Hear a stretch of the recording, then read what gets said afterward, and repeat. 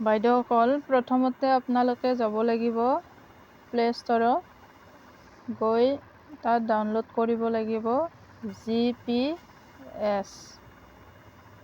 GPS map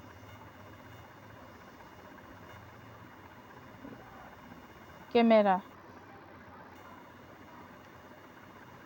GPS map কেমেৰাটো download কৰিব লাগিব।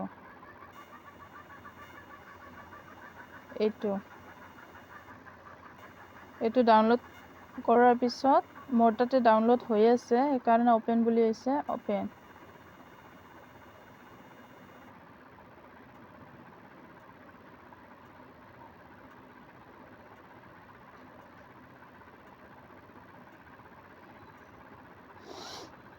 তাৰপিছত